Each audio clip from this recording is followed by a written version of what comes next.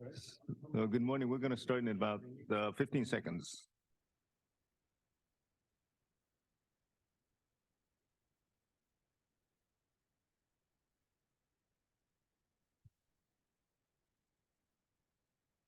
So, good morning and welcome to the January 19th, 2024 SANDAG Transportation Committee meeting. And before we go further, I would like to ask the interpreter to go ahead and give us instructions on how to access interpretation. Good morning. Announcement from the interpreter. To use the interpretation feature, please scroll to the bottom of the Zoom screen where the meeting controls are. Click on the interpretation icon, the world, and select English as your language. If you are joining through the Zoom mobile app, cell phone, tablet, etc., please press the ellipsis, then interpretation, and then choose your language. Finally, click on Mute Original Audio to not hear the original Spanish low in the background. Headsets are available for interpretation. If you're in the meeting room, please check out a headset from the receptionist in the lobby. Aviso por parte del intérprete: para hacer uso del servicio de interpretación, favor de desplazarse a la parte inferior de la pantalla de Zoom, donde aparecen los controles. Haga clic en el icono de interpretación globo terráqueo y seleccione Spanish. Si está utilizando la aplicación móvil de Zoom, celular, tableta, etc., presione los puntos suspensivos, luego interpretación y luego el idioma. Si no desea escuchar el audio original en inglés en el fondo, por favor seleccione Mute Original Audio, silenciar audio original. Contamos con auriculares disponibles para el servicio de interpretación si se encuentra en la sala de reunión. Favor de pedir auriculares con la recepcionista en el vesículo. Thank you. Gracias. Thank you. I'd like to go ahead and ask our clerk, Francesca Webb, to confirm that we have a quorum and go with a roll call. Thank you, Chair. For the San Diego County Regional Airport Authority, Mayor Sanchez. The City of San Diego is absent. For the County of San Diego, Supervisor Montgomery staff. Here. For Lee County, Chair Shu. Here. For Metropolitan Transit System, Councilmember Moreno. Moreno present. For North County Coastal, Mayor Kranz. Here. And Councilmember Zito. Here. For North County Inland, Councilmember Musgrove. Here. North County Transit District and the Port of San Diego are both absent. And for South County, Councilmember Duncan. Present, thank you. And for Caltrans, Roy Abode. And the Southern California Tribal Chairmen's Association is absent. That completes the roll call, and we do have a quorum. Thank you, Francesca. This kind of concludes the first year I've been the transportation chair, because we don't really change until later this month, the actual positions on the committee, as well as the position who chairs and vice chairs. But with that, I'd like to give some acknowledgement to the SANDAG staff that help run these meetings. And we sometimes forget that they're the ones that really make these meetings work well. And I'd like to start out with Kat Mendoza, who's our floor receptionist outside. And then the other staff here at SANDAG, Tom Goggin, Chris Polite, and Henry Adam, they're the ones that help us set things up with refreshments and things like that. Kendall Reynolds and Daniel Diaz, they're the meeting room production folks, folks that makes our all these little tools and apparatus work well, and always here to help us out. And then our clerk, Francesca Webb, thank you for helping us make these meetings and making my job much easier and making sure that I don't miss anything. And Tessa, of course, is also helping us as well. So thank you, both our clerks. Then Betsy Blake, our legal counsel, to make sure I don't do anything that is going to follow with a lawsuit against SANDAG. That's very important. And also our staff for this last year, I want to really recognize Brian Lane. Brian's going to move on to other things here at SANDAG, and we'll have another staff person coming to us to help me run these meetings and deal with the agenda issues. But thank you, Brian. You did a great job. I want to give you a kind of applause as well. Thank you. So that's pretty much the ending comments for this last year at the Transportation Committee meeting. And before we go to comments for general comments, I want to make a quick change to our agenda. This is to accommodate, just make sure we have a quorum when we vote on item 6. So item 6 will come up. Item 6, which is a regional transportation improvement program. I'm going to try to move that up right after the consent calendar, right before the reports. Now, make sure that we have enough a quorum when we vote on that item. With that, let's go on to item number 1. Francesca, do we have any public commenters for non-agendized items? We do think it. I did want to announce for the record that Councilmember Patel has joined the meeting as well. We'll start with Blair Beekman, and then we'll go to the original draw. Hi, Blair Beekman. Happy 2024. Law enforcement throughout the state has been continually reporting that overall violent crime rates in local cities across the state of California, and including in cities in the county of San Diego and San Diego itself, the city, is being reduced in the past few years. It should be obvious how much smart streetlight technology is already in place and helping public safety across the state in San Diego and in cities of San Diego County at this time as well. Police can exaggerate stats, but it seems we are actually solving current issues of violent crime by degrees. From this, we need to respect how new crime issues can then begin to appear in its place. In 2024, I hope we can address local violent crime issues, local national security issues, and hopeful dialogue for the Mideast with established good practices of openness, accountability, and shared community dialogue, and not more and more technology tools, as we are already getting some fairly good results with good thinking law enforcement strategies and already much surveillance technology that is already in place in local communities throughout the state and country. Mideast continual war in 2024 may bring new national security questions for the world. From this, be wary, the U.S. federal government may try to pass along many unnecessary new projects to its local communities in 2024 based on war, more law enforcement, and fear before better reasoning. I hope in 2024 we can continue a local collective decision-making that is currently taking place at the local U.S. level with a commitment and decision-making towards ideas of peace and not war. Openness, trust, and accountability can be important examples and help for both the local U.S. level and to all sides in the Mideast at this time. I think this can also be good ways to develop important ceasefire negotiations and dialogue, as is my personal feeling that long-term negotiation and dialogue can do the exact same things as continual war in the Mideast at this time. Thanks for the meeting today, and I've got this ideas inspired by yourselves. Thank you. Our next speaker will be the original draw. You can go ahead. So I'm not sure if you guys are aware of the World Economic Forum Davos meeting that's going on. I'm sure, you know, when Nathan was here, he could give you guys all the lowdown on that. But they are calling what's going on with the earth ecocide. So it's like, and that is worse than genocide. Can you believe it? I mean, oh my gosh, because it's like farming and fishing. People are destroying the earth, right? Oh, it's crazy. And I'm thinking, what are we going to do? Because it's like, we got to, you know, make sure that we get people out of their cars, right? And we got to make sure that, you know, they are walking and biking, right, Jack? But I'm just concerned because it's like, you know, China has the supply on all of these goods. And I'm just wondering what's going to happen when that stops. So it's a little bit terrifying to think that they have control over the batteries, the solar, all of the, you know, green energy stuff that we have going on here.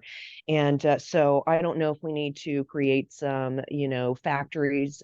We could get some children to come and work and mine for the lithium and whatnot. I mean, because they do that there, right? And it seems to be pretty safe. It doesn't, you know, I know birds and stuff die from the like leach fields and whatnot, but I mean, I'm sure children's immune systems are pretty, you know, resilient. So I'm sure that they would be able to just, you know, brush it off and go about their day.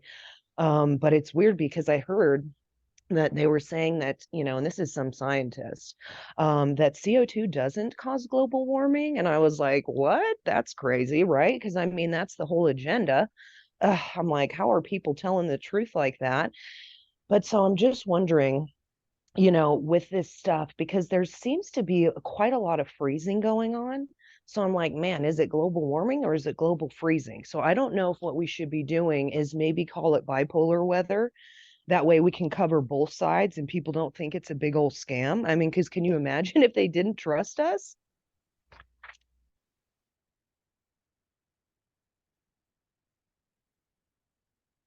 I see that Rafael Perez has his hand raised, who is a member of the committee, actually. So I'm not sure if you wanted to make a comment on this item or if there was another reason. We can continue with comments from members as well, but you won't be limited to the 2 minutes. Yeah, I just wanted to reflect that I'm home with COVID, so I'm unable to attend, but I did have a correction to the minutes when we get to that point. So I just wanted to flag that. Thank you. Thank you. If you could also please confirm if you'd like to participate in the rest of the meeting virtually. I know you stated that you have a medical reason why you're not with us this morning. Can you also please confirm that you're able to keep your camera and microphone on and that there was no one in the room with you that is over the age of 18? I am able to keep my camera and microphone on. I can, if it lets me turn on my camera, it's not letting me at the time, and there's nobody in the room with me. Perfect. I'll go ahead and promote you to a panelist so that you can make your comments on the consent items.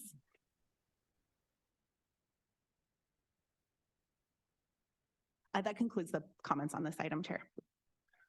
Thank you. Before we take comments from any board members, I neglected to have each board member that's new to our committee to give self introductions. So let's start with Supervisor Monica Montgomery Stepp.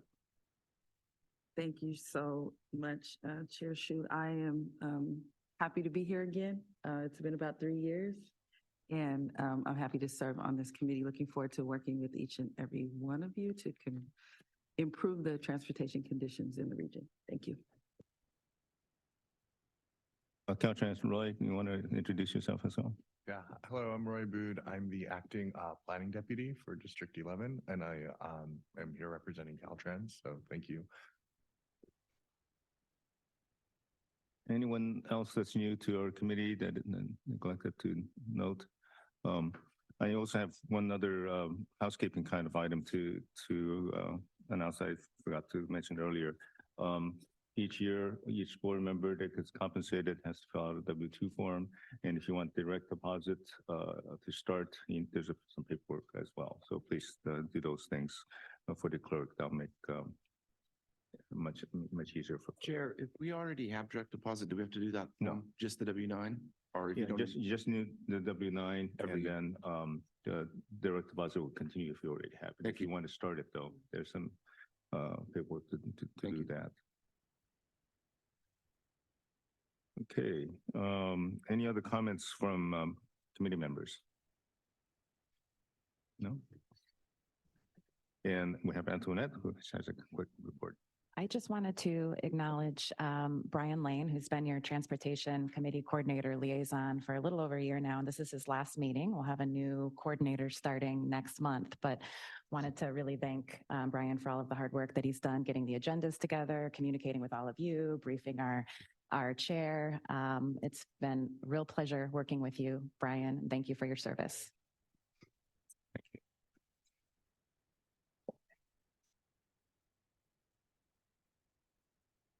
Great, let's go on to the consent calendar. So moving on to the consent calendar, any members would like any consent items to be pulled from the agenda, any clarification or anything else from the floor? If not, we'll go on to public comments on the consent calendar. Councilman Duncan. Thank you. I don't need item number 3 pulled, but I just want to make sure, it says it's coming back in March and to some other committees. I do think we should go over each of the projects at hopefully in March. I'm okay for now, but I would be good to go over the ones that are, on watch lists and things. I think it would be worthwhile to have a talk about it the next time it's on our agenda. So you wanted to make sure we discuss it next time, but not necessarily pull it from the agenda. I did not today. want to pull it from the agenda. I'm just making a general comment to staff. I'd appreciate it if we could discuss it and not have it on consent for our next meeting in March when it comes up. And I see Rafael Perez, I didn't know you were on, but in any case, you wanted to make a comment? Yes, item number 2 needs a correction to the minutes. So I guess, I don't know if I can make the correction, or if that needs to be pulled to make a correction. What's your correction? The attendance in item number 2, I was present, and I was incorrectly labeled as Rafael Castellanos from the port. I should have been Rafael Perez from the airport.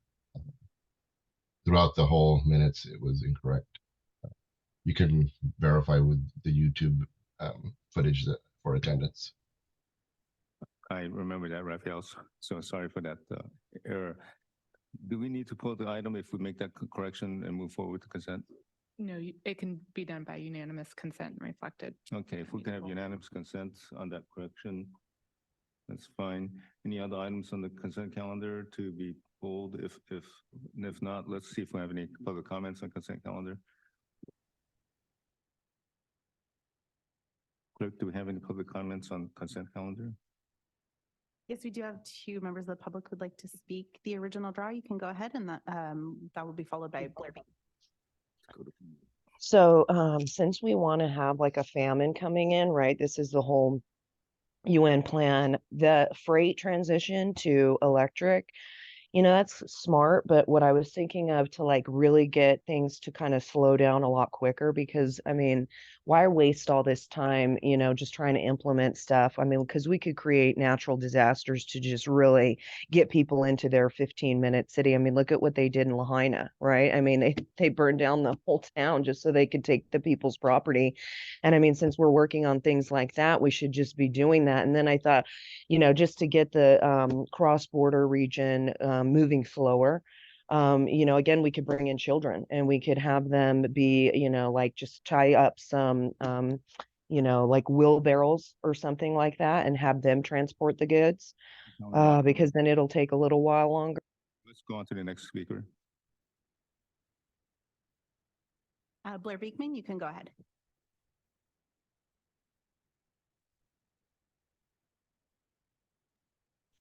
Hi, Blair Beekman. I guess I have 2 minutes. I hope DRA wasn't cut off there. I think she had some interesting points. I hope that as San Diego County, we can do some helpful, interesting work with Lahaina area at this time. They have a future of tributary systems and housing that I think San Diego can offer a lot of help with, and that we've had serious fire issues that I think we're really learning from here in California that I don't think Lahaina has quite learned yet. They have indigenous potential for the future of the area that's like really interesting, but it comes at such a high price that I don't think it's worth it, basically, to create disaster capitalism, to create new future practices. I think we're learning that in California. Good luck how we can share. Blair, sorry, this is for the consent items on the agenda. I'm very sorry to go. I will continue with my regular public comment. I'm very sorry to go on so much. I wanted to comment that on the approval of meeting minutes. There was an item about freight electrification with Mexico last time that's being approved today. It was a really interesting item, and just thank you very much for it. It could be freight that could actually be of service to all of Mexico coming into the United States in the future. So good luck in the efforts to continue that. And I just wanted to thank yourselves that I'm really hopeful in my current public comment that I made. And I got my inspiration and a lot of thinking and ideas from people from SANDAG, from thinking of the work of SANDAG. And I just wanted to thank yourselves that we can work towards peace at the local level and create good practices for the world at this time. Thank you. That concludes the public comments. Thank you. Do we have any, I entertain a motion to approve the consent calendar? Moved by Moreno and seconded by? Second. By Musgrove. Chair, I just want to, the record to reflect an abstention for me for item number 2. I want to abstain from item number 2, the minutes. Thank you. So abstention from Supervisor Monica Montgomery-Stepp. Chair, if the legal counsel has advised that we should do a roll call vote for this item since we do have a member participating virtually, which is one of the requirements of virtual participation. Great, thank you. We'll go ahead and roll call vote. Thank you. For the San Diego County Regional Airport Authority, Mayor Sanchez. Yes. The City of San Diego is absent. For the County of San Diego, Supervisor Montgomery-Stepp. Yes, with abstention for item number 2. Thank you. For East County, Chair Shu. Aye. For Metropolitan Transit System, Councilmember Moreno. Moreno, yes. For North County Coastal, Mayor Kranz. Yes. For North County Inland, Councilmember Musgrove. Musgrove, aye. For North County Transit District, Mayor Pro Tem Bhat Patel. Aye. The Port of San Diego is absent. And for South County, Councilmember Duncan. Aye. Thank you. And that motion does pass unanimously with those members present. Oh, I apologize, with one abstention.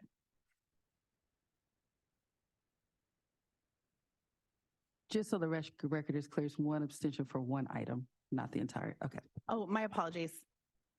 Do we need to take a separate vote then for each item? Or is it on the whole consent? Okay. Thank you. That'll be reflected in the minutes. Great, let's go on to item number 6, which is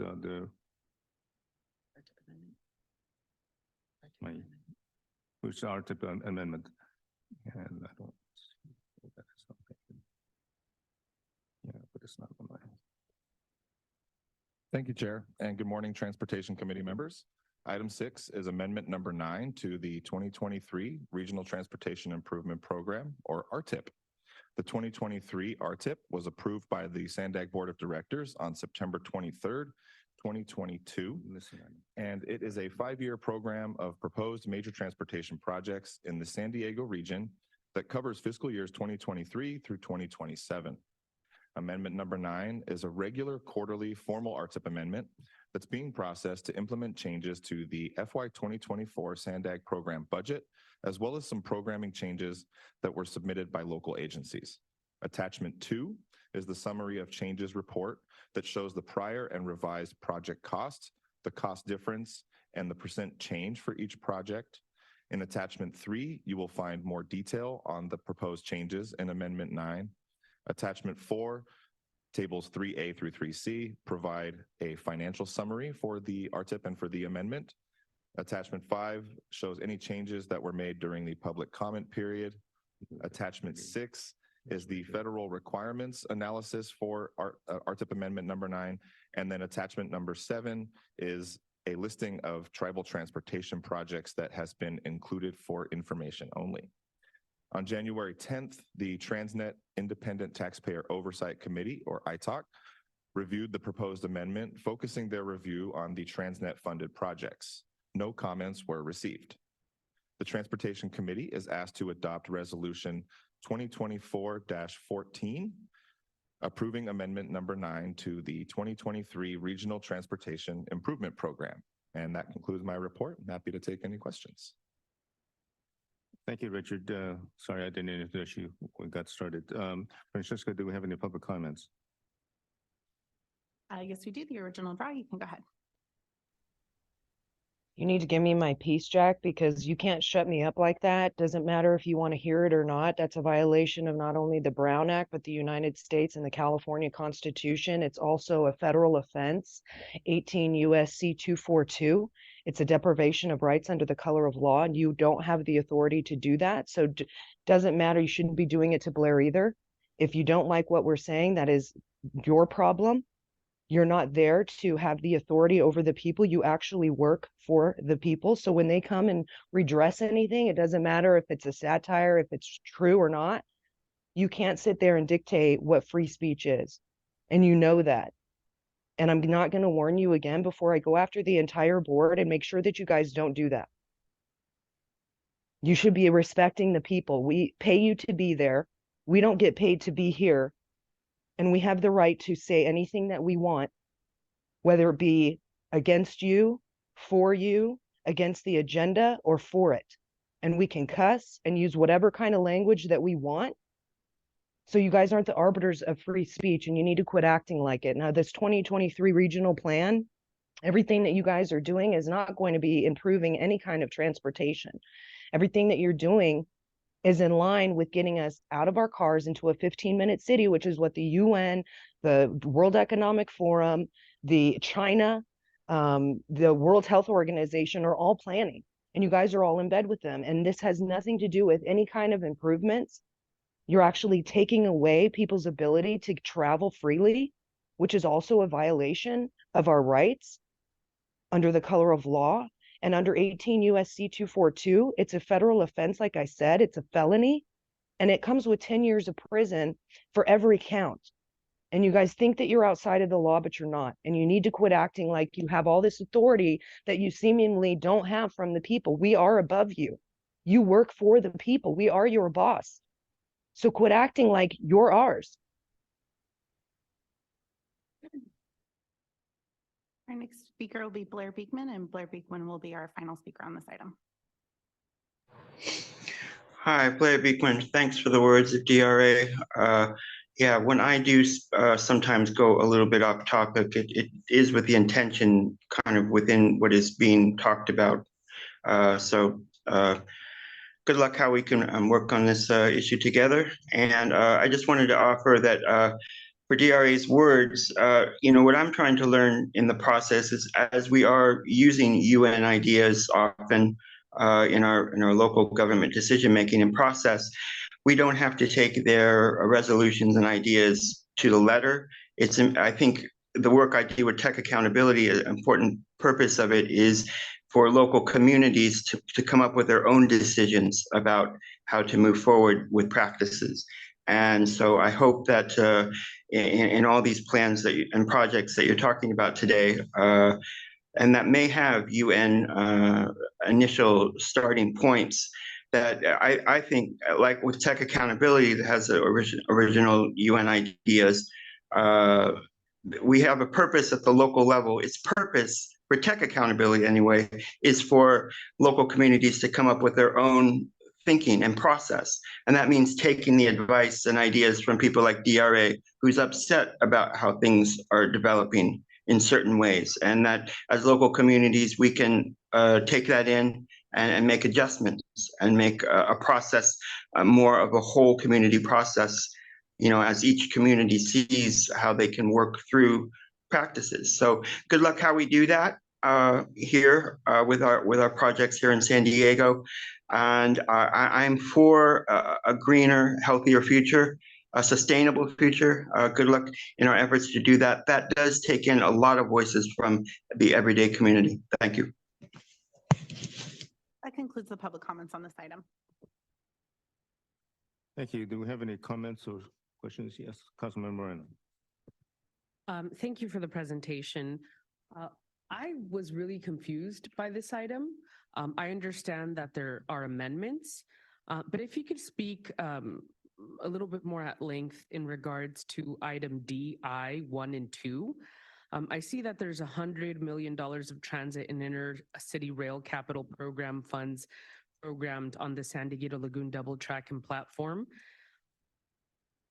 But that's all that even the backup was really confusing. It didn't indicate it didn't indicate what was going to happen with that money. Are we receiving it? Are we transferring it? Are we asking for it? Also, in regards to the $82 million of TIFIA swaps from local funds in construction phase of State Route 11. Don't know what's happening there.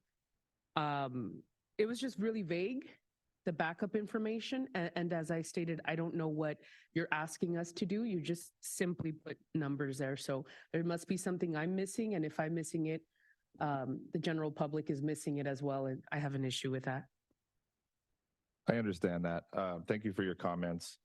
For more project-specific questions, I'd have to defer to someone else that is more familiar with the specifics of the project. But as for the funding, basically these are changes that were made to the funding to reflect the changes that were included in the budget amendments that were before the board on October 27th. And as for specific swaps or where the funding is coming from, I'd have to get back to you with answers on that to provide you with some more detail. I take my position here at the Transportation Committee very seriously. If I'm going to give a recommendation, I need to know what's going on, and I don't know what's going on with the figures that you presented. Doesn't mean that I don't agree with what's going on or disagree. I just don't know what staff is asking me to say I read and I approve and I move to the board. So therefore, I'm not. Yeah, we're going to get additional clarification. Chris from NTCD, you're more familiar with that project. This is an amendment for additional funding, so maybe you can clarify.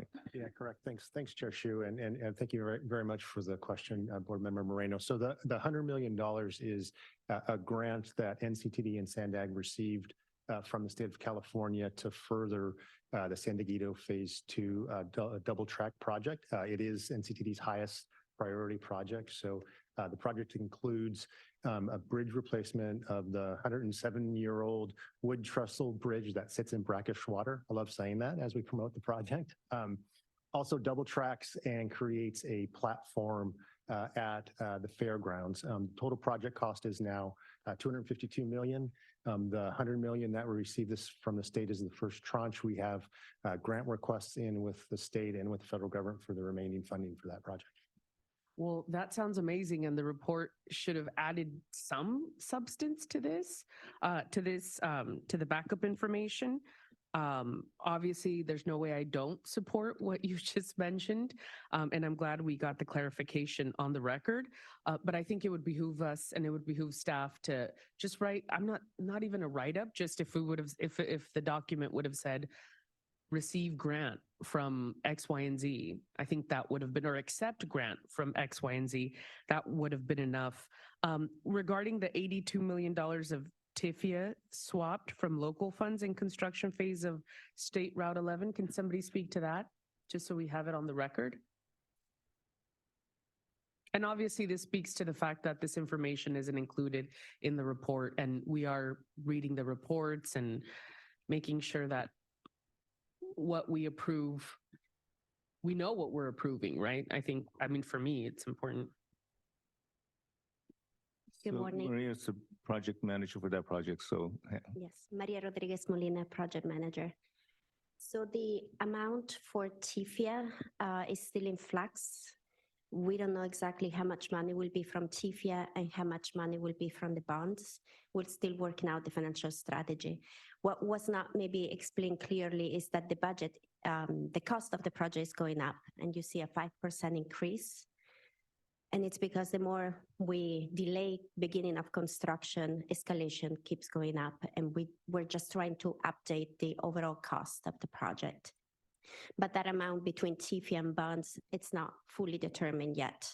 Got you. So in this action, you're proposing to take $82 million of TIFIA from the local funds and put it into State Route 11? And for us, local funds, it's bonds, the bond issuance. So it's balancing how many bonds we're going to sell versus the loan of TIFIA.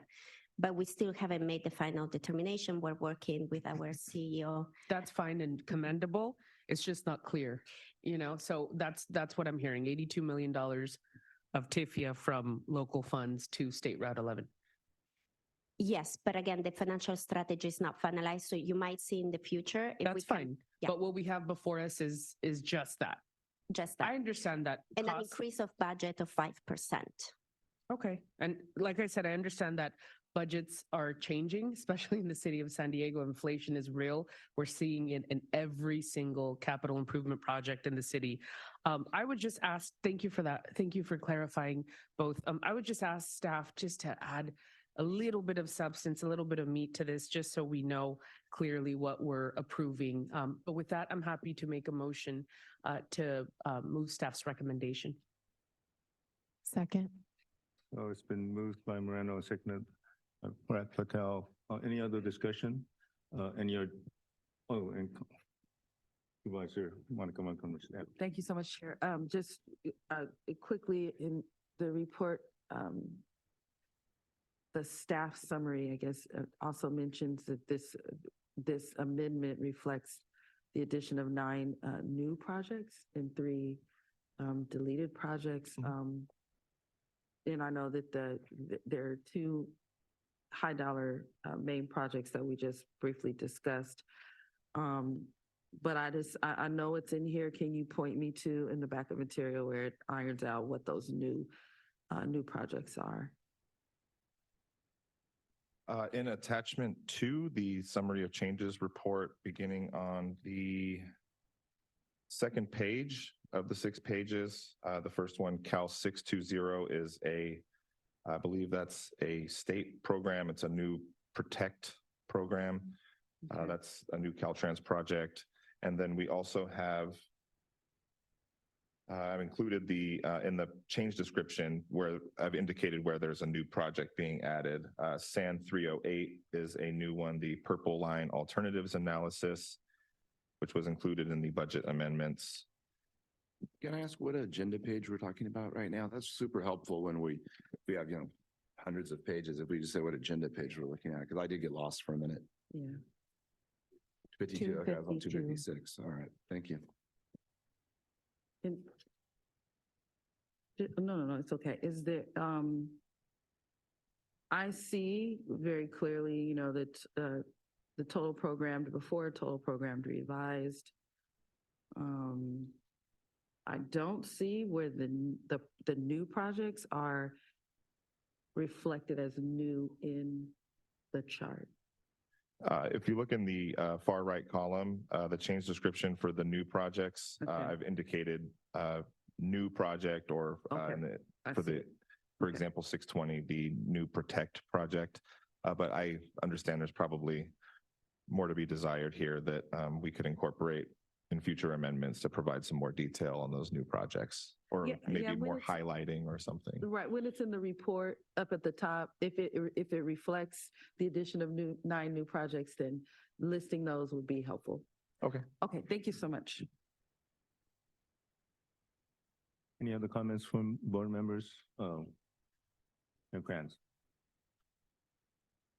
I just wanted to add a little bit to what Chris Orlando mentioned about this bridge. In addition to it being very old, the Santa Ana River, there was mitigation required for that riverbed, and it created a new flow to the river that caused additional scouring on this particular bridge. So it definitely increased the importance of the replacement of this bridge. So appreciate all the efforts that have gone into obtaining state funding to make this happen. And I hope we can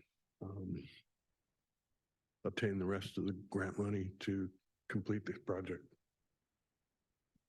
Thank you, Mayor Grants. Any other comments? If not, your comments, Councilman Moreno, are well taken. I think some additional information is needed.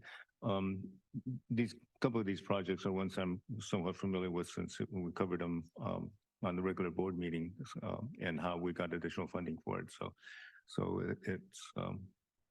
But it's still information I need to be refreshed on. So thank you for bringing that up. With that, we can go ahead and have a roll call vote for item 6.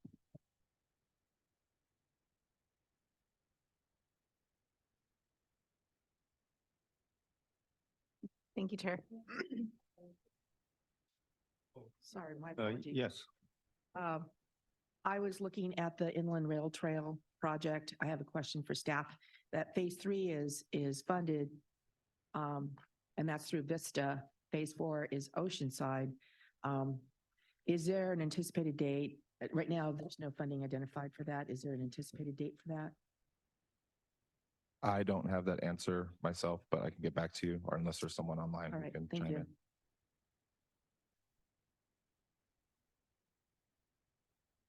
I think we're ready to go ahead and take the roll call vote on item 6. Thank you. For the San Diego County Regional Airport Authority, Mayor Sanchez. Yes. The City of San Diego is absent. For the County of San Diego, Supervisor Montgomery Stepp. Yes. For East County, Chair Shu. Aye. For Metropolitan Transit System, Councilmember Moreno. Moreno, yes. For North County Coastal, Mayor Kranz. Yes. For North County Inland, Councilmember Musgrove. Aye. For North County Transit District, Mayor Pro Tem Bhat Patel. Aye. Port of San Diego is absent, and for South County, Councilmember Duncan. Aye, thank you. That motion passes unanimously with those members present. Hey, thank you, Richard. Ready for item number 4, which is Zach's going to be here to present the cycle 13 call for project kickoff. Before he starts, and Jenny will provide some background and update on the right fact item coming up by next month.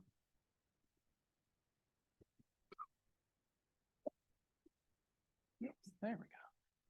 Good morning, Transportation Committee members. So I want to give you some context before Zach does his presentation. So last year in February, we brought to you the funding recommendations for the Specialized Transportation Grant Program, the Cycle 12 Call for Projects. And there were 2 concerns that were brought up as a result of that item. First were questions about the process we use. So things about like, why do we use ranking versus average scores and things like that. So I brought a report to you last July that kind of went through the process that we use, and there were some recommendations in there from best practice. So we're working on implementing those changes that were in the report. You're going to see those in all the grant programs that come before you, including Zach's. That's the first one kind of coming out of the gate.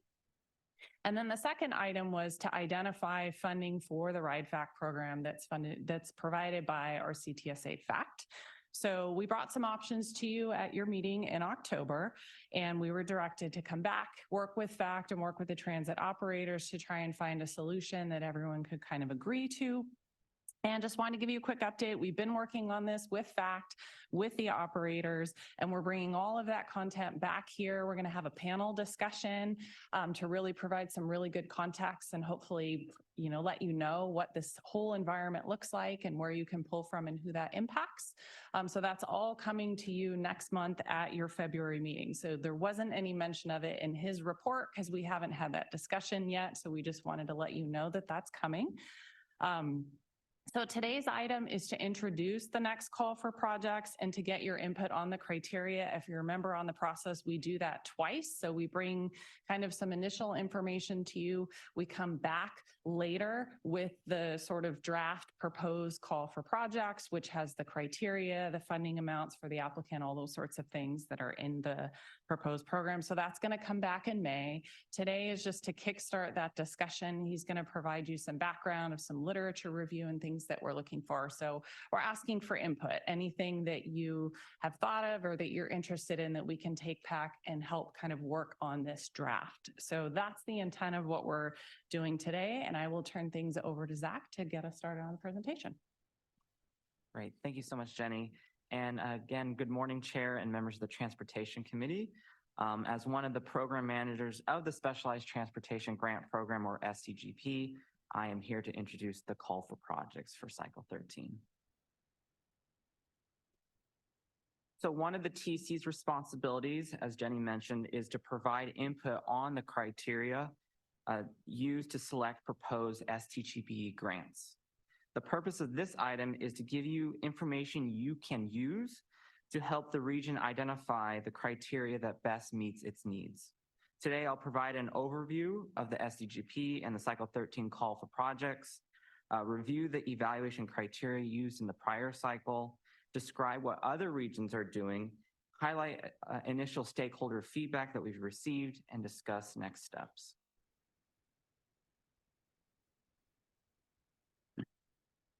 But first, let me set the stage by describing our region's changing demographics.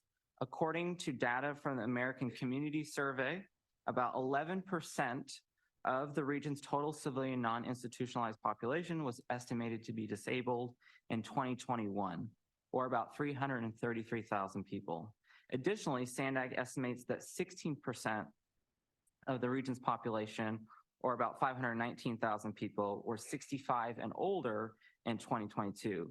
By 2050, SANDAG forecasts that the population 65 and older will increase to about 763,000 people, or 22% of the total population.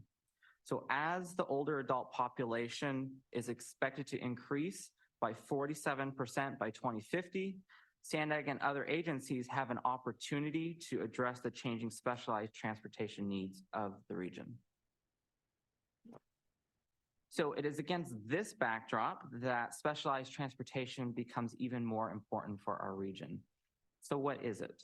SANDAG has defined specialized transportation to mean a broad range of transportation-related services to improve mobility for older adults and individuals with disabilities when fixed route public transit is insufficient, unavailable, or inappropriate. So one of the ways that SANDAG is addressing the region's specialized transportation needs is through the SDGP. Let me start with a brief overview of the program and an introduction to the Cycle 13 call for projects. The current goal of the SDGP is to, quote, improve mobility for older adults and individuals with disabilities by delivering effective, equitable, environmentally responsible, and coordinated transportation solutions in our region. Through the SDGP, we provide funding to the Federal Transit Administration Section 5310 program and the Transnet Senior Mini Grant program. Eligible applicants are nonprofit organizations and local governmental agencies such as local jurisdictions. While there are similarities between both funding sources, there are some differences too. The Section 5310 program administered by SANDAG funds grants that improve mobility for older adults, 65 and older, and individuals with disabilities in the urbanized areas of San Diego County. The Senior Mini Grant Program funds grants that focus on older adults, 60 and over, throughout the region. There are 3 eligible grant types under the SDGP: mobility management, operating, and capital. Mobility management and operating grants are eligible under both the Senior Mini Grant and Section 5310 programs, whereas capital grants are only eligible under the Section 5310 program. So about every 2 years, SANDAG holds a competitive process or call for projects to distribute available SDGP funding. Since the program started in 2006, we have awarded over $63 million through 12 calls for project cycles. We currently estimate that there will be about $9.2 million available through the Cycle 13 call for projects. And the forecasted increase is due to the bipartisan infrastructure law, which bolstered Section 5310 funding. So to determine how this finite funding should be allocated, SANDAG sets project selection criteria from which proposed applications are scored during the competitive process. The Independent Taxpayer Oversight Committee and the Transportation Committee are responsible for providing input on the criteria that is ultimately approved by the SANDAG Board of Directors. To help the ITOC and the TC and the region make informed decisions, staff reviewed the existing criteria, conducted a literature review and benchmarking analysis, and began engaging stakeholders. Another key component will be the fiscal year 2024 Transnet Triennial Performance Audit. Any recommendations pertaining to the Senior Mini Grant Program may also inform the criteria.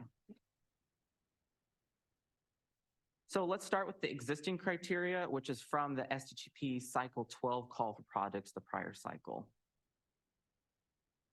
There were 8 criteria categories used in the prior cycle. The first 3 categories collectively comprised 50% of the total possible points, with operation / implementation plan weighted the highest.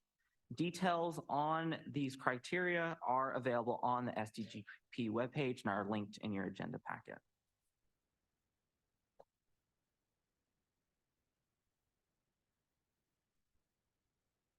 So since the Section 5310 program is nationwide, we can explore and investigate what other regions are doing with respect to their Section 5310 programs and criteria. To gain insights, staff performed a literature review and benchmarking analysis, which is available on our SDGP webpage. We analyzed 2 recent studies about the National Section 5310 program. In 2021, the National Aging and Disability Transportation Center published a Section 5310 program compendium, which highlighted best practices. In 2022, the Transportation Research Board published a study on the administration of the Section 5310 program throughout the country. The study found that, quote, the level of need for transportation, particularly for services that enhance mobility for older adults and individuals with disabilities, is so great that the program cannot meet demand and applications routinely surpass the available funding. The study also found that while the Section 5310 program is often oversubscribed, program managers have generally worked to streamline administrative processes rather than reduce the number of grantees. We also conducted a benchmarking analysis by identifying 8 regions that have comparable Section 53 apportionments to SANDAGs and comparing their selection criteria. So from the 9 regions studied, including San Diego, 53 selection criteria were found. So to decipher themes and analyze the proportional weights assigned by these regions, we combined similar criteria into 9 simplified criteria categories as shown at the right side. We then looked at the prevalence of each of these simplified criteria across the regions studied. We identified coordination as the most common selection criteria found in 8 of the 9 regions analyzed, including San Diego.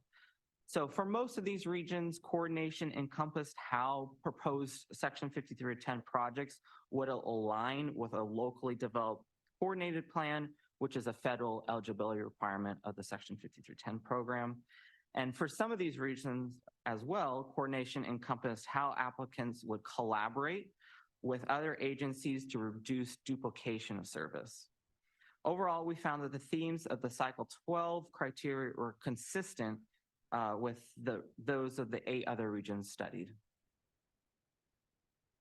We also analyzed the 9 simplified criteria by the average weights assigned to each criteria across the regions, comparing those to SANDAGs. We found that coordination was not only the most prevalent criterion, but also given the most weight by the selected regions. Performance measures and service effectiveness was the criterion given the second most weight.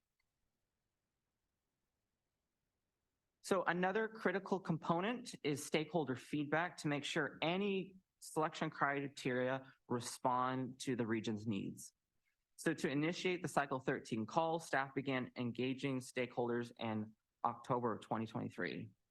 So on October 10th, SANDAG held an SDGP Cycle 13 call for projects kickoff meeting attended by more than 50 stakeholders, including specialized transportation riders and providers.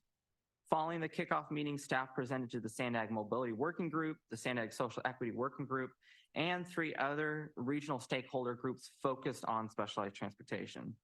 We also engaged stakeholders through eBlast, social media, and our webpage. Through all these efforts, over 100 stakeholders were engaged and more than 100 comments were received. So from this initial feedback, 5 themes on the region's specialized transportation needs emerged. 1, availability. 2, flexibility, on-demand service. 3, service quality. 4, coordination. And last but not least, 5, affordability. We also asked stakeholders what, if anything, should be changed to improve the STGP goal. While some thought no changes were needed, others suggested that references to dependability, affordability, and on-demand service be included. A summary from the initial stakeholder engagement is on our webpage. So to recap, we've discussed the existing criteria, what other regions are doing, and what we've heard from stakeholders so far. To wrap up, let's discuss where we go from here.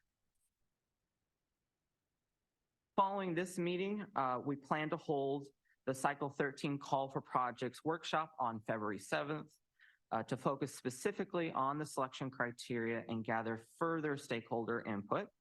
In the March to April timeframe, staff expects to return to SANDAG working groups and other stakeholder groups soliciting feedback on the criteria. Additionally, a draft report of the fiscal year 2024 Transnet Triennial Performance Audit is expected to be released in March of 2024, and that may also inform the criteria as mentioned earlier. So with all this feedback, we anticipate returning to the iTalk at its May 8th meeting and to you at your May 17th meeting with refined project selection criteria for discussion and possible action. Depending on the outcome of those meetings, we plan to present the criteria to the SANDAG board in May or June, teeing up the release of the Cycle 13 call on July 1st, which would then open a 90-day application window for applicants. Can I ask a question, Chair? Thank you. One thing that I just wanted to mention that I hope is included as well is it sounds to a large extent like the feedback we're going to get to discuss is the recommended criteria to agree on and to have the board agree on.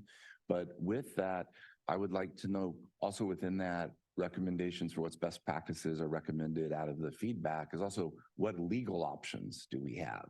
You know, what other options with criteria? Because we've had some discussions back a year ago or so, or 8 months ago about, you know, what can we do as opposed to just, hey, this is the feedback, this is kind of what staff's recommending.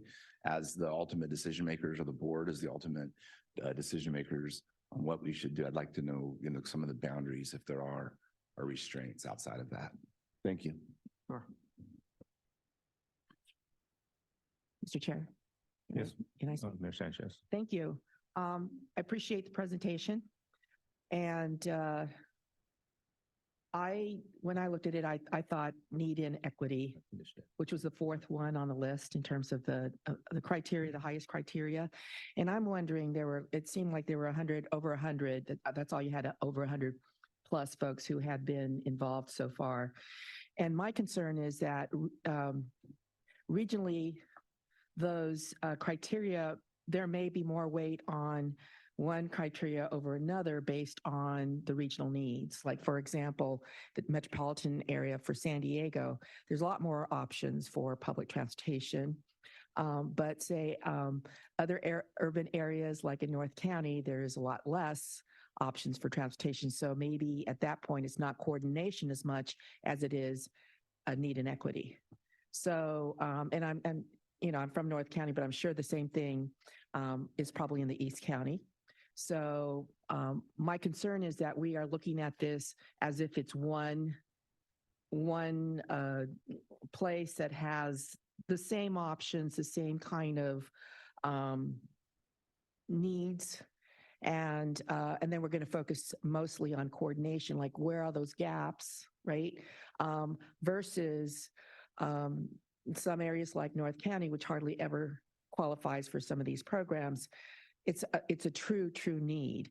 So I'm wondering, as you move forward and start hearing more from stakeholders, if there can be like more of identification of where these comments are coming from, and perhaps looking at the regional needs in terms of, okay, how can we do this in an equitable manner? Because I do think that one of the reasons why you got pushback was some of us felt like, funds should have gone to certain places because there's just nothing there. So thank you. Thank you, Ms. Sanchez. We're not quite ready for discussion yet. So Zach, do you have any other comments to finish your presentation? Sure, thank you, Chair. Actually, that dovetails perfectly with this slide here.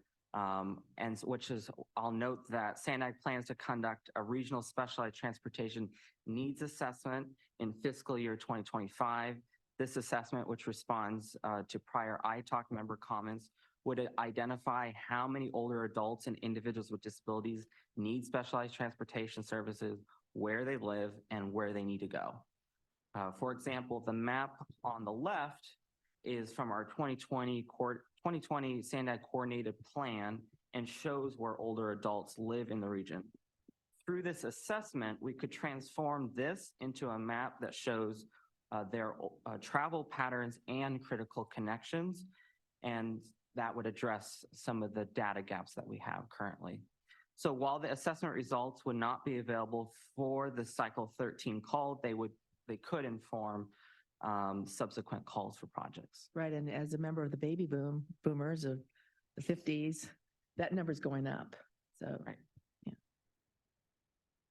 Any other additions, Zach? Yeah, and I'll just wrap up with a couple of slides about the process. So in closing, I welcome your input today and over the next several months as we refine the criteria and continue to develop the call.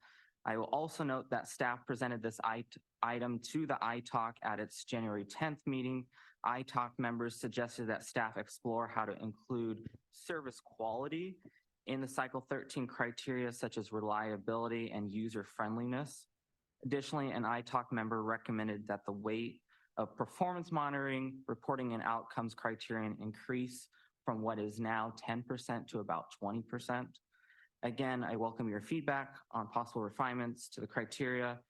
Additionally, if there are additional stakeholders or stakeholder groups you think we as staff should engage, feel free to let me know.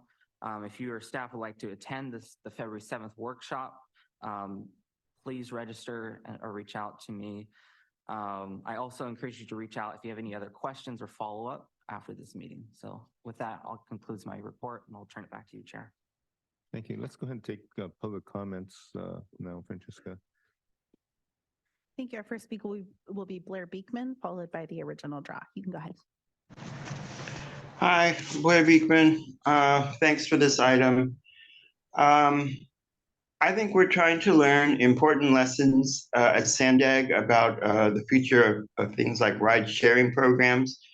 You very nicely described in this item today the work you're doing with like mental health recipients for what I think is something of ride-sharing programs, and that you're working hard to make sure that people within the mental health system can get services if asked. And I thank you immensely for that.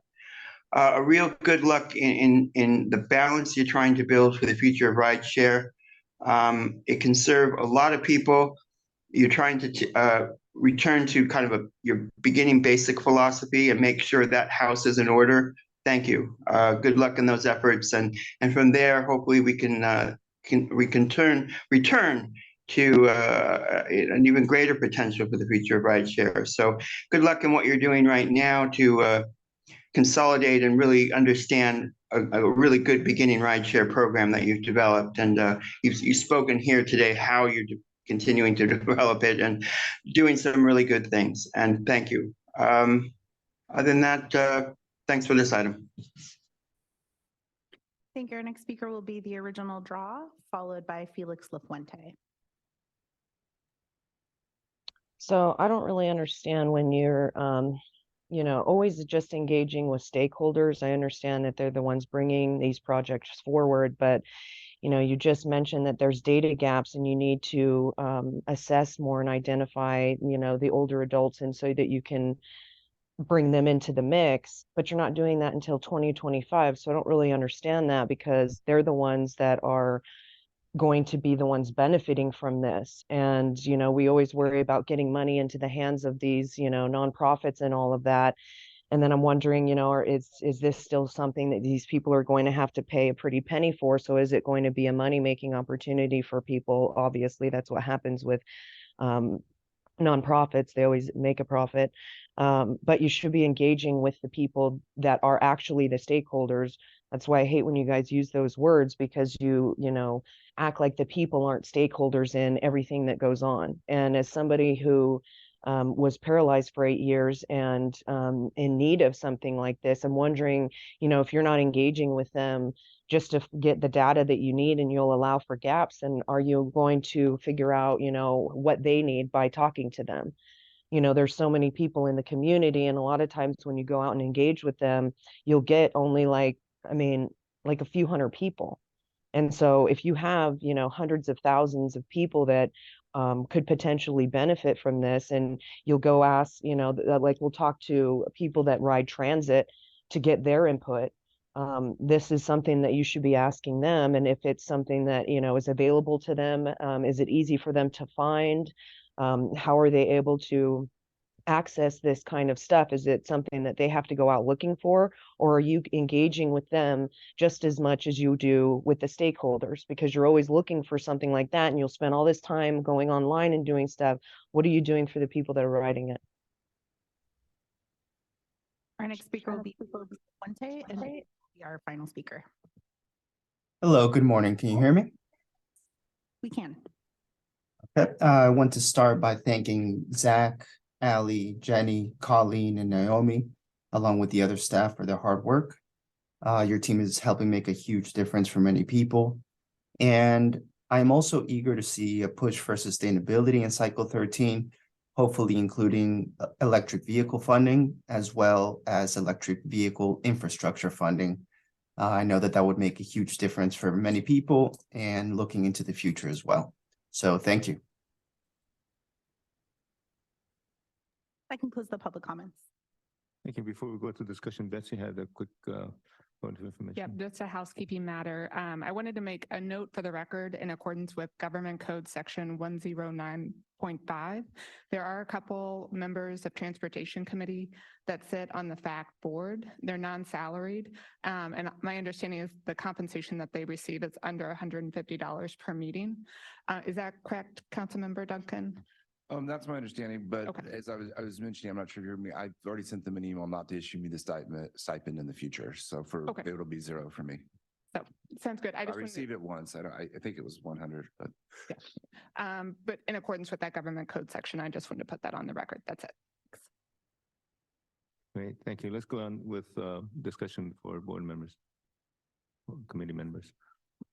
Councilmember Musgrove. Yes, great presentation, Zach. Thank you. Speaking from personal experience, my mother was a user of one of our 5310 recipients, and a lot of them, as we know, are based with religious services, Catholic Charities, JFS, whatnot. But there were occasions where holidays were taken. Some of them traditional holidays we would all enjoy, and some are more religious based.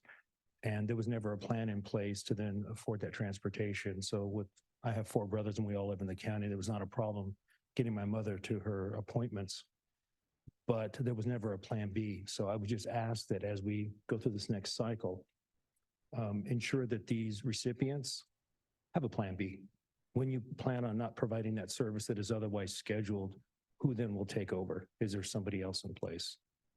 And I get that it can be a tall order for some of them, but for those that count on the ride sharing, it is a pretty significant challenge. Thank you.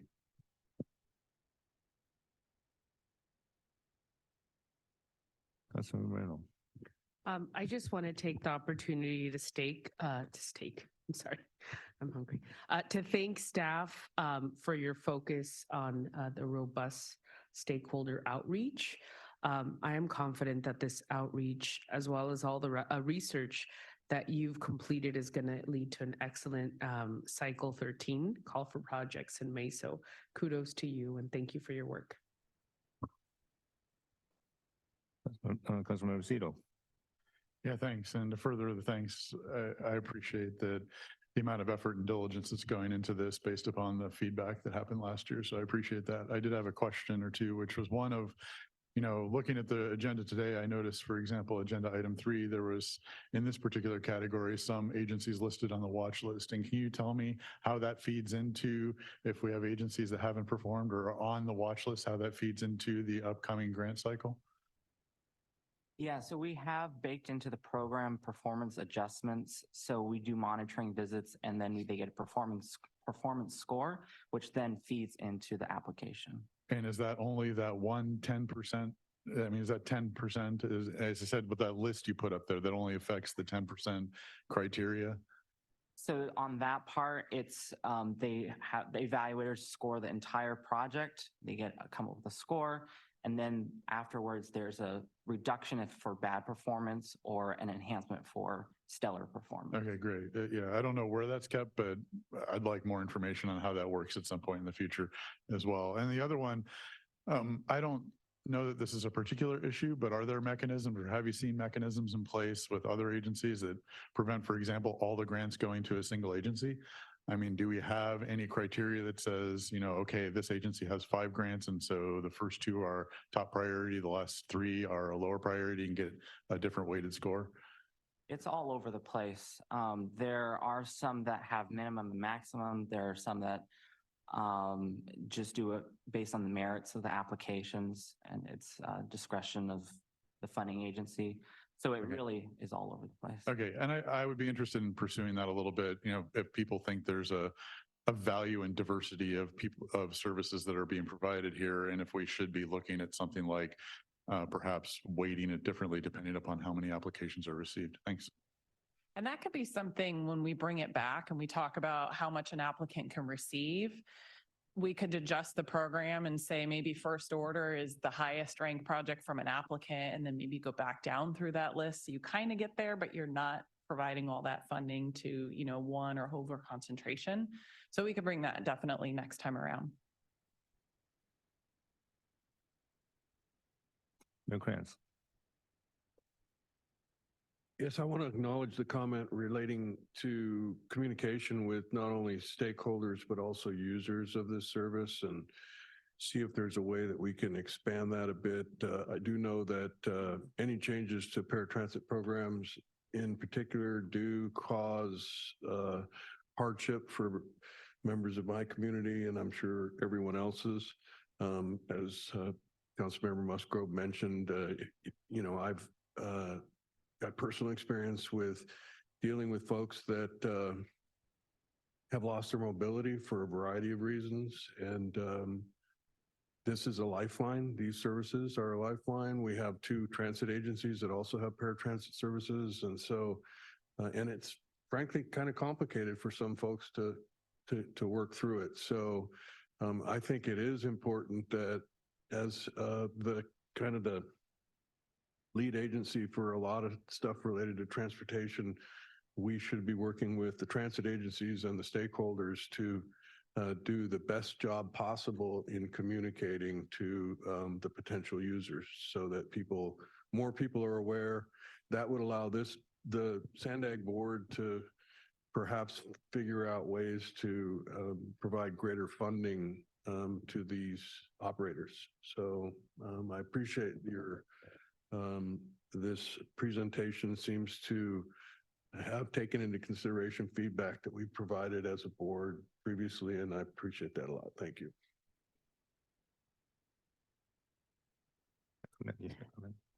Mayor Kranz, if I may, good news is this year we're going to be updating the coordinated plan, and the coordinated plan is really like the regional plan for specialized transportation services. It's one of the requirements that we have and that the board has as the agency, and we plan to do a much more extensive outreach effort this time when we go into updating that plan, so we can be really responsive to the needs of the communities that we serve.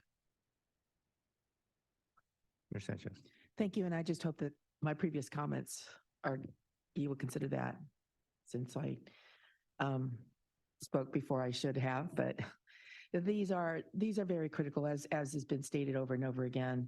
I mean, I had a problem with my foot and I thought it was going to be a permanent thing.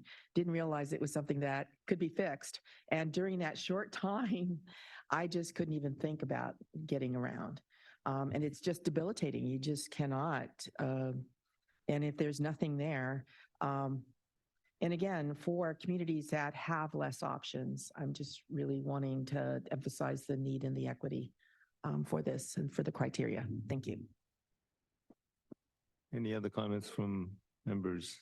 If not, I have a long list actually, but I'll try to keep it short. First of all, this item was something that came up when I first became chair, and it was rather heated item, or a very important item for this committee. But I want to commend staff. You have multiple grant programs, and when we speak of specialized population, you have the full gamut. So I think it is pretty hard. Each grant funding source is different, how it can be applied, as well as who's eligible. So you have a real large task. And whenever there's money involved in a grant program, there's potential for controversy, and there's also the thought from the public that something's going on that's not right. But I want to commend SANDAG for trying its best effort to make an objective process for the distribution of these funds.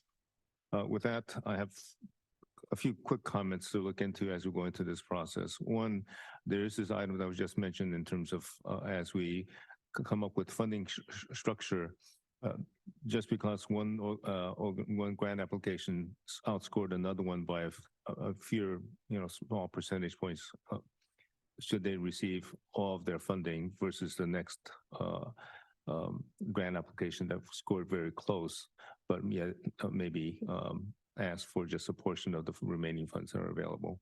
So I think that some kind of mechanism to deal with that would be great. I also kind of question the issue of funding EVs through these funds. We have a limited number of funds to distribute, and it would be great if that portion of the need is accommodated by some other sources. So there are fundings available for modernizing or electrifying fleets for public transportation. So it may be better if we concentrate on funding the EVs through those sources rather than the limited amount of funds we have here in this program. And lastly, I have another research project for SANDAG because SANDAG does such a great job at doing research. And that is, as our population is getting older, we suspect the need for these forms of transportation, specialized transportation, to increase. So there's a proportional increase of need given the increase in population. The other factor I want to bring in here is in our next transportation plan, we want to address health impacts in reducing health impacts. So it'd be great to know, and health impacts we know are largely affected by transportation systems. So I'm being told by researchers and items that I've been reading that if we build a transportation system that gives people other options, as in walkability, as in active transportation, those populations are less disabled, have more ability to move as they get older. So here's the issue is if we affect our transportation planning to build that into our future, as our population gets older, they may be more mobile in the future than they are now. If we are successful in making a healthier senior population in the future. I think they're going to be healthier for a lot of reasons, medicine being one of them, but transportation and how our communities are built for active transportation will have an effect on that as well.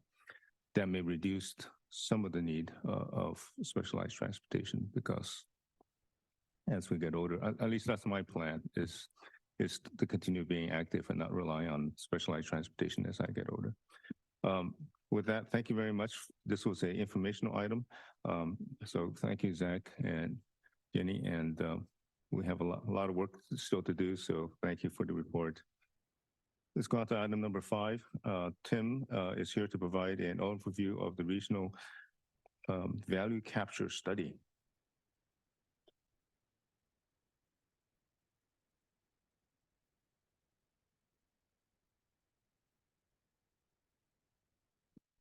Great, thank you. Good morning, Chair Shu, and members of the Transportation Committee. My name is Tim Garrett. I'm a regional planner here at SANDAG on the Strategic Partnerships team.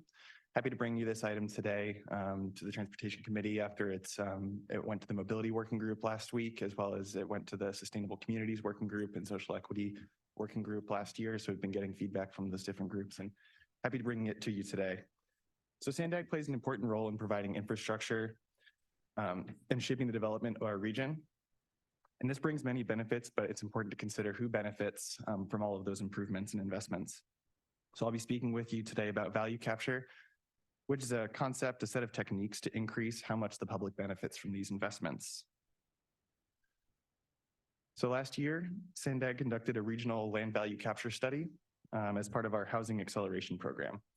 This study helped us better understand what it might look like to leverage value capture and joint development to a greater extent in our region.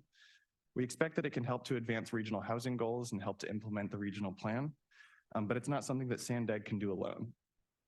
So we're using this study to provide information and recommendations for the local jurisdictions, and we'd love to get your feedback and take some next steps if appropriate. So to illustrate the concept of value capture, I'll talk you through an example here. So it's a collection of different instruments that take advantage of increasing land values. And these are powerful tools that can help with financing and accelerating the delivery of housing and infrastructure projects. So let's imagine a piece of vacant land in an urban area. It's not right next to any roads, utilities. It's got potential, maybe it could be developed, but it doesn't have a whole lot of inherent value. That's that raw land all the way over to the left side of the figure here. Now let's imagine another piece of vacant land. Over the past few years, regional planning agencies have been studying alignment alternatives for a new transit route. There's been environmental study, there's design, and there's planned to be a new transit station opening up to this next piece of vacant land. As a result of all of this public investment in planning and designing, that piece of land that's adjacent to the transit station, future transit station, is a lot more valuable. It's gotten a lot more value as a result of planning entitlement and these infrastructure planning improvements. So once this project is complete, that landowner has somewhat of a windfall in that they've benefited, they've got this more valuable land as a result of public investment, but they haven't done anything inherently themselves. So value capture is a way to compensate the government agency, the public agencies that were responsible for making this investment, recompensate them in order to provide benefits more broadly to the public. So that requires certain governance structures in order to achieve that. And so that can be achieved through these value capture instruments that I'll be talking about in the next slide. And I'll also note that while I illustrated the concept using vacant land, it certainly applies in urban developed areas, and it could be demonstrated through additional infrastructure improvements such as new transit projects in existing areas. So I mentioned it's a concept. There's many different tools that can be used to implement it, and the ability to use them depends on which state you're in. These are some of the common ones that are used in California. Community facilities districts, special assessment districts, and impact fees are ways to impose somewhat of a mitigation fee and assessment on existing property in order to, or on new properties in order to recoup the cost of those investments. On the other hand, tax increment financing is a way to use currently existing property taxes and sales taxes. You could ring fence them so it's not it's not imposing a new assessment, but using existing methods to set those revenues aside in order to provide community benefits. And then joint development at the very bottom is a related but distinct concept where publicly owned land is used for development. So the other ones is taking advantage of increases in value of privately owned land, whereas joint development takes advantage of publicly owned land. And when it comes to the use of revenue collected by these instruments, they can either be reinvested as they're collected, or a public financing authority can bond against expected future revenues to fund the public investment upfront. So that provides a lot of flexibility to implement local policy goals. So to demonstrate how these instruments can be used, we looked at several case studies. Many of them were focused on the provision of transit infrastructure and redevelopment in urban areas as it's applicable to the projects that we have in our regional plan here in San Diego. So I'll highlight the Salesforce Transit Center project, which is in San Francisco. So this is a project right in downtown to provide new transit infrastructure, new connections of different transit services, including rail and bus. There's also a big real estate development portion, Salesforce Tower. There's a park on top of the building. There's lots of residential development, including affordable housing. And this project used a coordinated governance structure where there's a joint powers authority that combined the functions of different public agencies in order to make more efficient decision-making. They also used value capture instruments, including tax increment financing and a community facilities district that was used in flexible in order to accommodate development needs. And it was based on the use of incentives to encourage folks to participate, property owners, and they got development bonuses. And so the overall redevelopment plan includes 3,800 residential units, 1,400 of which are affordable to low and moderate income households. And so this is demonstrated a success of value capture and coordination of different government agencies because they combine different value capture tools in order to achieve successful projects. And although it took a long time, early collaboration set the stage for a really successful project over several years of implementation. So we learned a lot from the case studies. Like I said, we looked at several others. And so the next step was preparing screening tools that we could use in the San Diego region as SANDAG, as local agencies, transit agencies to evaluate opportunities in our area. So we developed some screening tools. One of them is for value capture. And so basically with this one, we're asking whether a project is eligible for value capture. And if so, a second set of questions to determine what types of instruments would be eligible and applicable for implementation. And how we're asking basically how effective could these instruments be in achieving specific policy goals. And so we also have a similar tool for joint development where we're looking at the opportunity to use publicly owned land for development. And so we're asking here about whether the sites are eligible, is there meaningful revenue to be generated? And so if so, then we can move forward and explore these in more detail. And so on this study, we had consultants who are experts in real estate analysis. And so they helped us demonstrate the power of these, the screening tools and a couple of opportunities within our region. And so SANDAG's regional plan and sustainable community strategy envisions that future growth will be concentrated in mobility hubs. And so the local opportunities that we chose in this study reflect that focus, and that's what we've got here. So we looked at, for value capture opportunities, the proposed Purple Line commuter rail. And so the alignment and station locations for this project are very early on. They're not decided, very conceptual, but we wanted to run this exercise and see if value capture could help us fund the project sooner than if we used traditional funding sources. And since we anticipate this being a transformative project, we want to maximize community benefits, and that's the purpose of looking at this. So we looked at Kearney Mesa in particular because that's one of the region's largest employment centers. It's got a recently approved community plan that supports lots of new development. And so we considered what the impact would be of an enhanced infrastructure financing district. That's one of the forms of tax increment financing, as well as a community facilities district for undeveloped parcels in the area.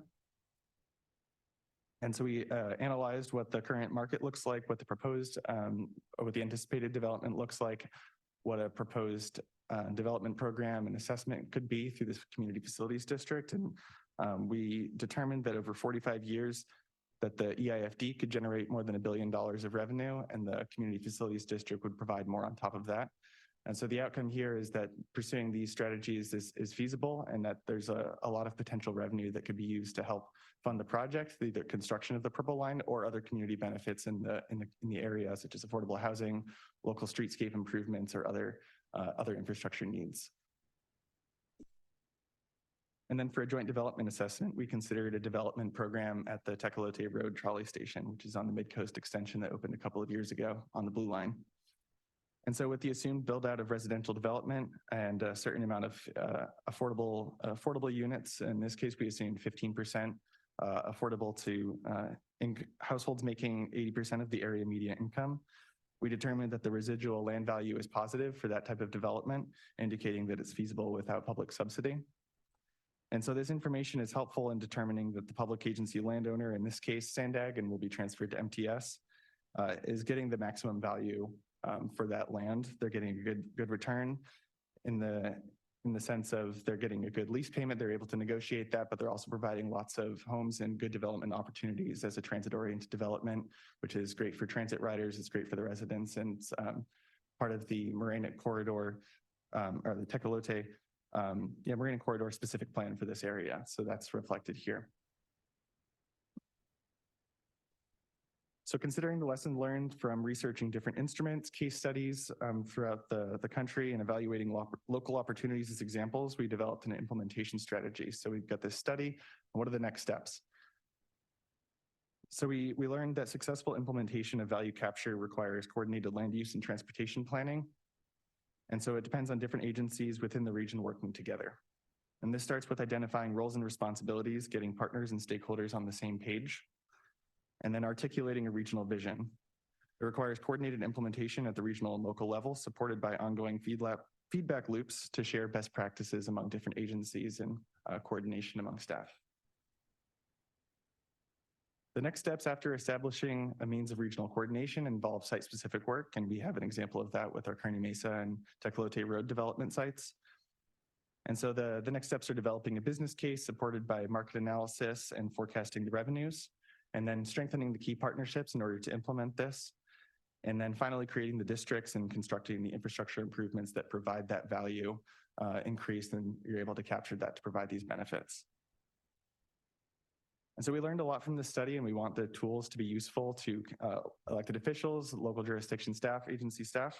And so we're sharing this information through policy advisory committees as well as working groups, and we'll be having a training upcoming with local jurisdiction staff through our housing acceleration program, technical assistance program.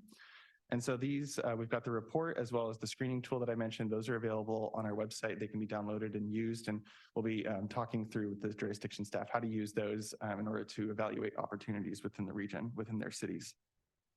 We're also applying findings and recommendations to our other SANDAG planning work, including the Blue Line Transit-Oriented Development Project and Purple Line Alternatives Analysis. And so we're using it in our own work, and as well as hoping it will be useful for you all. And a final note that setting up these necessary governance structures takes a lot of time. And so we're setting the stage, anticipating that this is going to be one of many conversations if you're supportive and want to move forward with it in the future.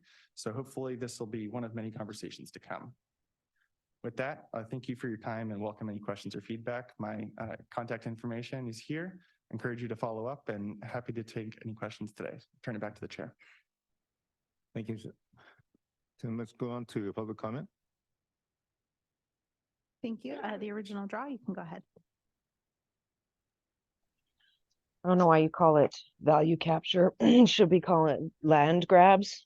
And it's kind of sad because the way you guys talk about stuff, you know, people will eat it up like, you know, you're really trying to help. And, you know, I'm sure some of you think that you are, and some of you know that you're not, and you're pushing an agenda, because the point of all of this is to capture all land and all resources and all people and control all of them. And the government isn't supposed to be buying up land and all of this. It belongs to the people. But when you guys do this and then you talk about mobility hubs or complete communities, you know, that's like a 15-minute city. You're just not calling it that. But that's the whole plan, is to do that. And you sit here, and the way that you talk, and I mentioned this before to the presenter when I heard it before, was taking advantage of increasing land values. So you're taking advantage, but then you say that you're like offering up these benefits. But in reality, what you're doing is you're pushing people into a zone where, like Jack is saying, you know, if we walk everywhere, we're going to, you know, like the older people they're going to be more mobile. And also if you give them medications kill people. They were killing me when I was on them. And if people understood that we could quit taking them. But the way that you talk about stuff seems like, I mean, how is anybody going to be able to travel outside of that mobility hub? Right? It's going to be that nobody's going to be going outside their zones because you have everything right there, right? You're making so that you don't need to leave that area. And it has nothing to do, that's like condensing the people's freedoms. It's actually not making them free. We should be free to travel about. And, you know, when these carbon credits come in and they're like, well, you've already used your, you know, GHGs for the year, so you can't, you know, eat food, buy something. I mean, whatever it is. This whole thing is a scam, and it's just really sad to hear you guys talk about that, because you're not offering more to the people. You're condensing them into a very small place. And, you know, when you guys finally see that, it's going to be too late, and you're going to be stuck there too, because you're just a puppet pushing all of this. And that's it. Yeah, that concludes the public comment. Thank you, Francesca. Comments and questions from members. Member Moreno. Thank you for the presentation. It was very informative. I have to say, I knew very little about this topic. So it was also really interesting to see, you said Tecolodi, future Tecolodi stuff, right? And the potentials that can happen. Just for reference, I'm the chair of the oldest EIFD in the state of California, Otay Mesa, so it's a little bit bigger. So have you taken, or you haven't gone really that far into Tecolodi, right? Because it takes a while, and it takes, I guess there isn't a vote because it's only, it's land owned by SANDAG right now? Yeah, so the Tecolote Road Station, it opened as part of the Midcoast extension, and currently, so SANDAG was the agency that built it, and so SANDAG owns the property, but it will be transferred to MTS, and so MTS will have the authority to what they want to with that land at that point. So in the example, we were looking at joint development. So that was specifically the MTS owned land. So the EIFD wouldn't necessarily apply in that case because it would be that's development on the publicly owned land. The EIFD would be appropriate for taking advantage of rising land values in the privately owned land. So it could be combined, it could be like overlapping, but a little bit of a different scope. But yes, recognizing that that's great that you're to hear about the Otay Mesa one. It takes a long time for those revenues to accumulate. And so one of the recommendations that we had, and one of the things to consider when choosing an EIFD is that it does take a long time for those. And so you can bond against the future revenues if you have a good forecast of those, but you could also combine it with other value capture instruments such as a CFD or SAD, because those What is a CFD? I'm sorry. Community Facilities District Got you. and Special Assessment District, because those can be collected starting as soon as the district is created. And so those revenues can kind of be used to balance each other out. And I'm sorry, you said an EIFD for Kearney Mesa. That's where you think is a better That's what we potential. looked at, yeah, for the model, yeah. Got you. And how many property owners would be in Kearney Mesa? I don't have an exact number. I can get back to you on that. Just wondering, we had about, I want to say like 5,000 voters that had a vote for this in Otay Mesa. So, but it was overwhelmingly accepted. So, and it's been a tremendous asset, especially moving forward on the media, the EIFD, and it's going to continue to be. So thank you for this. When do you come back and tell us? Oh, you said final study and screening tools. Thank you very much. I appreciate your presentation. Thank you. Mayor Kranz. So I see that the study was based upon identifying value capture instruments and joint development opportunities for SANDAG's regional plan projects and the challenges in their implementation. So that means if there is a proposal or a project that is associated with the regional transportation plan in a jurisdiction, it may be subject to these tools.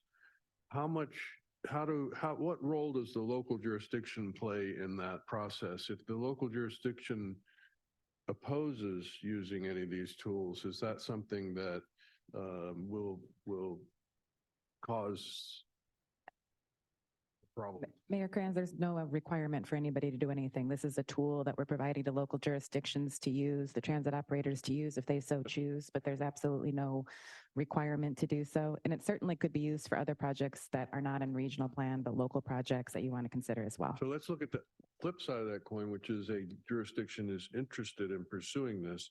How much can they expect SANDAG to partner with the local jurisdiction to put together the studies and explore that potential? I think we would certainly entertain that idea. The tools are available for your use now to be able to do the screening and evaluation of different projects. And if there was a particular project that you wanted to explore in partnership with SANDAG, we would be open to hearing more about it. Okay, thank you. As you may know, well, in fact, I know you know, NCTD is a significant owner of property in the city of Encinitas, and there have been on again, off again conversations about development potential. As you probably know as well, development is a dirty word in our city, so we have to, kind of work to come up with the strategy that the community might embrace, and that's always. Tim can share about some North County Transit District work with this coming up. Yeah, well, that's great to hear. And thank you for Internet for taking that last question too.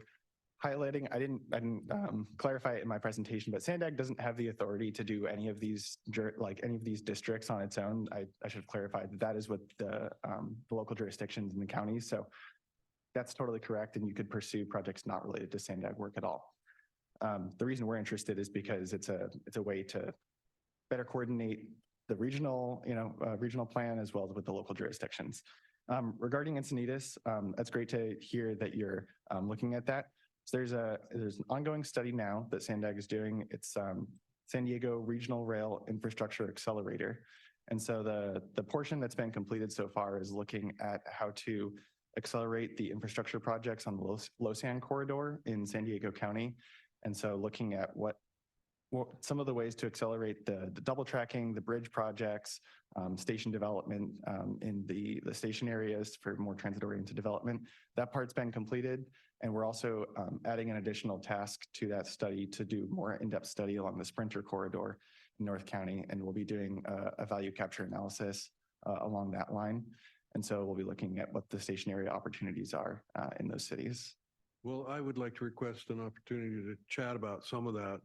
Our community has had a long and more recently strained relationship with the Lausanne corridor, given the greater frequency of trains and the number of at-grade crossings that the train has. And the city of San Diego has unfortunately recently had train horns reintroduced, and we deal with that every day, all night. And we're working towards establishing a citywide quiet zone. It's crazy process and it's expensive. And, you know, the notion of double tracking and greater frequency and higher speeds at grade, like our Lausanne corridor stretches, isn't all that attractive. So it's a real, you know, as a strong advocate for public transit and especially rail, it puts me in a terrible position. But in the meantime, I'm very interested in advancing projects that would benefit our community in terms of quality of life. So I do consider this agency as being key to that. So thank you. Any other comments? Thank you. Thank you, Tim. Great presentation. And it's interesting that what we're talking about are existing areas of development where we can put in a project, but we have a tendency to kind of shoehorn public transit and transit opportunities into developed areas. So with this particular model, it would be really interesting to have SANDAG take a more affirmative step with the jurisdictions where they actually have land, the county specifically, and say, look, you know, I hate to use the old analogy, if you build it, they will come. But with a lot of development projects, it is infrastructure that could be stifling. And it is, well, is there a market for it? And we all are looking at reasons to reduce our VMTs and decentralize some of our employment centers. We do have a lot of land in this county. Some of it is compromised, federally land and owned by other jurisdictions, but there are opportunities. So I think some outreach to these jurisdictions, probably not Coronado. I don't think you have a whole lot of available land that you can develop down, but that's okay. El Cajon, east of Escondido, those areas where there are opportunities, but there's no market for it, then reaching out and saying, look, we can do this and this is what we will get from it. We will then, if you have development projects, and that was the missing component, was reducing VMTs and offering that transit. It is a longer term strategy, I get it, because we're not just putting in a bus stop or a spur off a rail line. But I think that's how we're going to get where we need to be, is not by thinking about tomorrow, but thinking about years down the road. And then where are we going to put more homes and how are we going to provide that necessary transportation as an option to our cars? Thank you. Ms. Sanchez? Go ahead. Right, we in Oceanside we've used a PBID, right, for the downtown and I think a CFID for fire, to help pay for fire needs. So we've actually been using those kind of things to provide those services. And yes, it is expensive to do quiet zone. We finally got there. So thank you. Yeah. Supervisor. Thank you so much. Thank you for the presentation. I'm actually excited about this. Since we had to dissolve our redevelopment agencies, there were reasons for that, but we're always trying to be creative to come up with ways to compensate for what those agencies did provide, especially in our communities that have higher need. And so I think this is another tool in the toolbox for that, certainly. I would just add for thought, I don't know if this is on the table or if it would even be of any value, but where our bus rapid transit projects are also may be areas where we could look at this type of value capture because you know, our long-term goals, of course, are to have faster transportation, more rail and the like. But I think with our topography and the way we're set up in San Diego, our BRT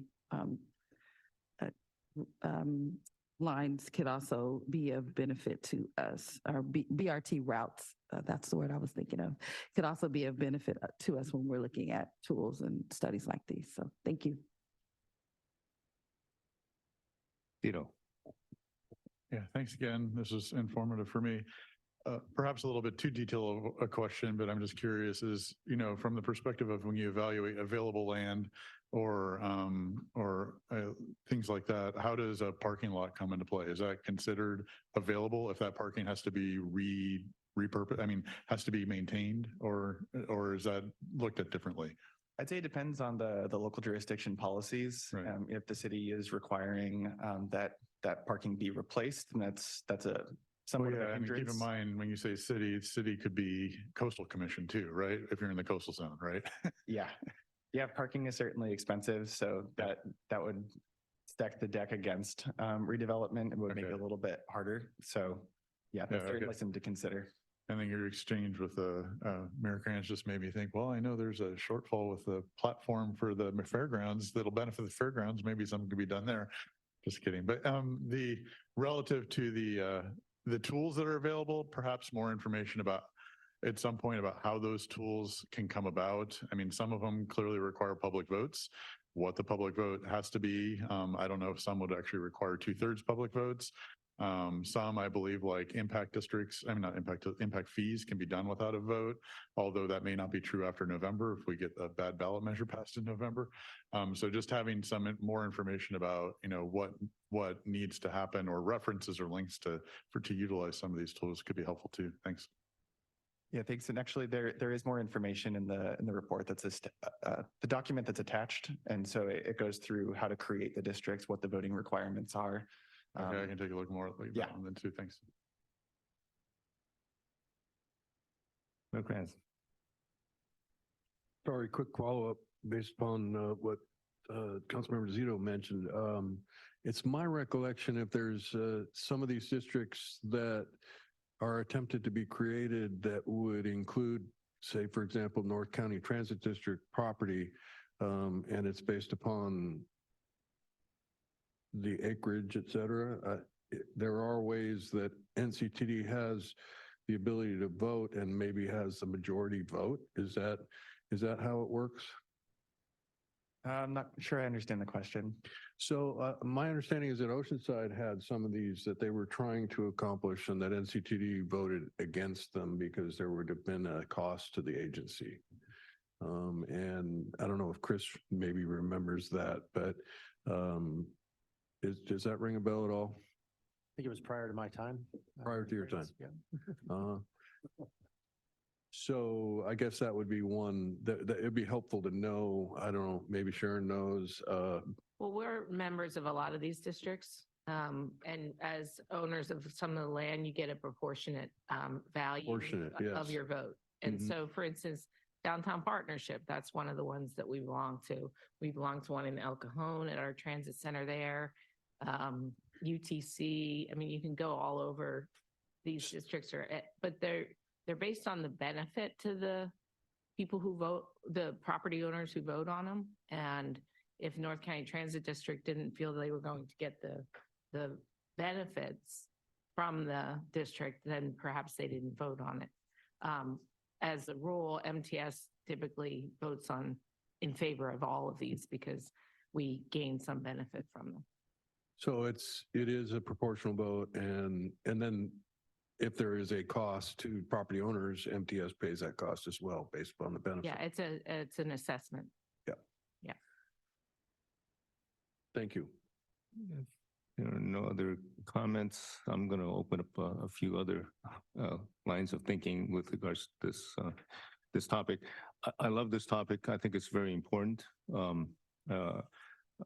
I don't need you to answer these questions, but I know throughout the world, other societies, other countries have used land value capture to really help fund much of their transportation system.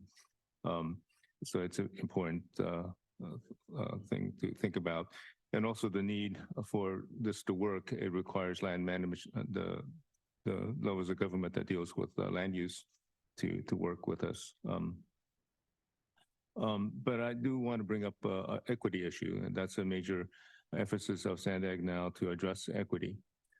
So I want to know, is there a land value capture for our freeway system and road system, which we've invested so much of our money in?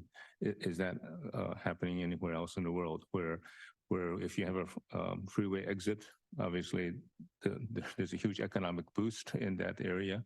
Is there a system which would do land capture? So I don't want to pick, well, why don't you go ahead and answer that question first? I'm not aware of any. We didn't look at any examples like that in our study. Not to say they don't exist, but I'm not sure. Yeah.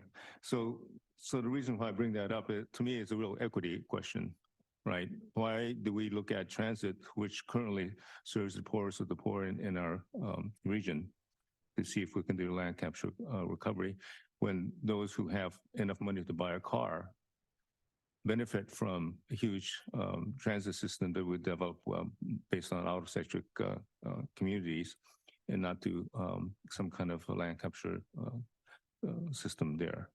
To me, that's a huge inequity. I love your examples about the Purple Line, Telco Canyon, great. But what about one of the exits along Interstate 15? How about one of the exits anywhere in our system? Where's the land capture value there? Because we know there's a huge economic boost whenever we build and maintain those systems. So to me, that's a huge equity issue. And I know where the money is. I bet there's more money in drivers than riders of a transit system out of their wallets. So to me, that's where a small equity issue could make a huge difference in terms of how we can fund transportation in the future, because we know drivers are not paying their own way. The other issue is, this is somewhat related, and it has to do with what we're doing now with the valuable lands that are around our transit centers. And I'm speaking of what we have done with regards to making some of those lands available for housing in our communities. So some of you may have heard this comment from me before. Our transit operators, MTS and TCD, are not wealthy organizations, yet what little land that they have near their transit centers are now being used for affordable housing, which is great. We have a housing shortage, and I'm happy that we can work together to make that happen. But we're also giving up some vital assets of these transit agencies to help with regards to our housing shortage. It's a bit of a robbing Peter to pay Paul type of situation. I hope we can look at the assets that MTS and NTC has, all their properties, to really help the transit system more, as opposed to just helping on housing situation. This concept of land value capture is important. I could think of a number of examples in which we can work on that. And just so that my friend, Councilman Duncan, is not left out of the picture, we have a ferry stop in Coronado where people come across. And as I walked by that spot, I said, man, what a great business is going on there. And I don't know if you looked into a capture system there just to help the ferry system. So 100% of that area is controlled by the Port of San Diego. Our city has no control over it, same as the military bases and Tidelands as well. If you come over the bridge and see the park on the right there, the big giant open space, the housing's not allowed to be built there under port rules. Which is great, and it's good to know, because we need all of our partners.